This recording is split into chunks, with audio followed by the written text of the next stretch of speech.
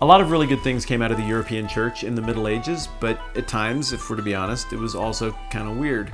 There was one guy, for example, who thought that he could harness the power of the sun and fuse that into some kind of death ray that could kill demons, and then he kept sending letters about that to the Pope. And there was another guy who was Pope and decided to put the guy who came before him on trial, but the only problem was that guy had been dead for a while. So rather than just kind of moving on, he decided to dig the guy up and dress him back up in papal robes, even though his skin was kind of rotting off and stuff. And then they had a trial, and surprisingly, the dead guy was found guilty because he offered a really flimsy defense. Another odd thing that happened in the church at that time was that people started to figure out that there was some pretty serious coin involved in being tapped for spiritual positions.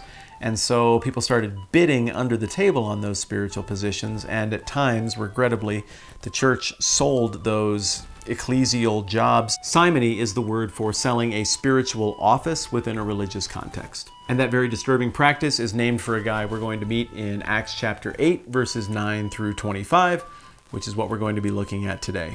Read it if you want to take a second to pause. Otherwise, we'll just get cracking on it right now. I'm Matt Whitman. This is the 10-minute Bible Hour. Here we go. Verse 9.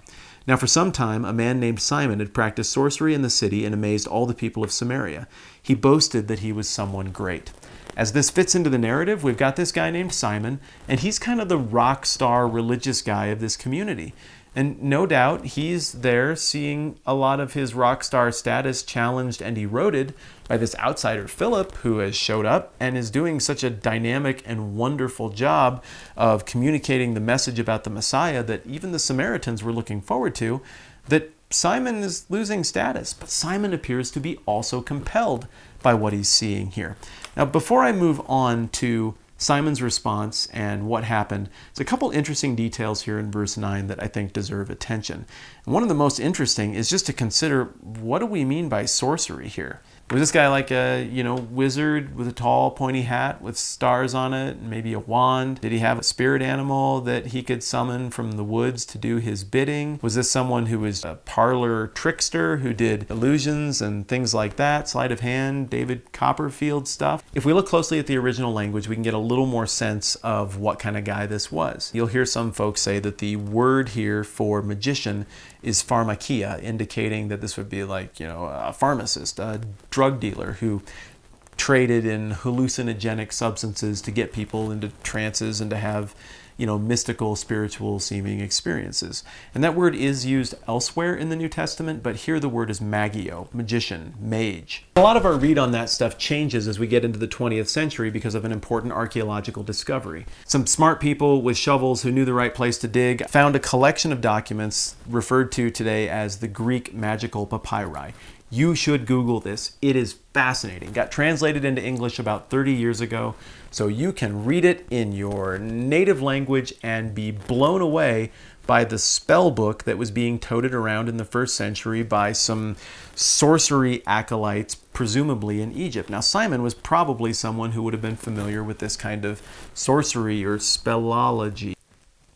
There's actually a skunk right outside my window, and because I have an air conditioner installed there, there's a tiny bit of air trickling in, and it's making me start to weep a little bit. So I'm not actually sad or moved emotionally necessarily by this discussion of the Greek magical papyri. There's literally a skunk, and I can hear him moving around right outside that window.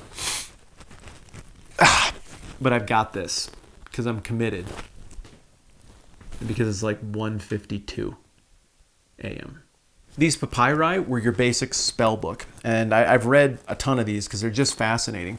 But one section is all about blessings and spells to perform on yourself or somebody who paid you money.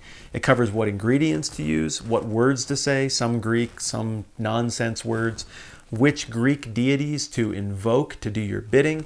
You're talking about stuff like invoking Aphrodite to make somebody else fall in love with you. You're talking about stuff to help you have a better memory. You're talking about stuff to heal up from some injuries more quickly. All the powers that a superhero or a character in an RPG might have. But then you go down a little bit further, and there's this fascinating section that is all curses. And when I got to this and I opened it up, I expected that they would be like vicious curses against other people's health, or things to do out of spiteful revenge if someone wronged you. I don't know what. I just expected something juicier than, cheating at horse racing and betting. But that's what they all are. They're all these incantations about, I summon such and such goddess to bind the tendons of blue team horse so that blue team horse will perform poorly today. Okay, I've wandered and wandered and wandered. It's really exciting stuff, and you'll have fun if you look it up. My point is, we now have a context because gradually we've learned more about history, and the context tells us that Simon, as I would guess it, was probably more this kind of magician. Someone who people had come to believe could invoke spirits, engage in spellcraft and mixing ingredients into potions and tonics, and could maybe even help them win at the track more often. This is a great example of how ongoing scholarship actually helps us constantly better understand the Bible. It's a common mistake to say, well, the people way back in the day were much closer to the original events, so they probably translated the Bible better, worked with the Bible better. But the reality is these were people that lived alone in monasteries most of the time and were doing this work with a very limited library and very little connectedness with other resources outside of themselves. It's a combination of a renaissance that happened, ironically, in the Muslim world and advances in technology that happened in the Renaissance and then on into the modern age. And now, obviously, with the internet and stuff like that, information sharing is all over the place. And so we know much more about the Bible and Bible times now than most people have throughout history since this event. Just interesting to think about. Okay, so here's the million-dollar question. I'm sure you're asking it. It was the first thing I asked when I started to study this and when I read those papyri. And it's this. Was it real? Did this guy actually have powers? Could he do stuff? And my clear, definitive answer for all of you is maybe. It is possible that everyone in Samaria was just super gullible and got tricked by these simple parlor tricks or by just a smooth-talking guy, or maybe they read into it what they wanted and felt like, I do feel a little bit better. We know that the power of suggestion has the ability to cause people to think a little bit differently. Maybe that was it. Maybe somehow this guy had connected with the darker forces that align themselves against God. I lean toward the parlor tricks and smoke and mirrors explanation, but I also admit that that explanation is a bit more condescending to the people we read about here. If they were smart and attentive, maybe there was something to it. Don't know. What I do know is this. It seems like God didn't like it, and when the disciples showed up, they weren't huge fans, and neither was Philip.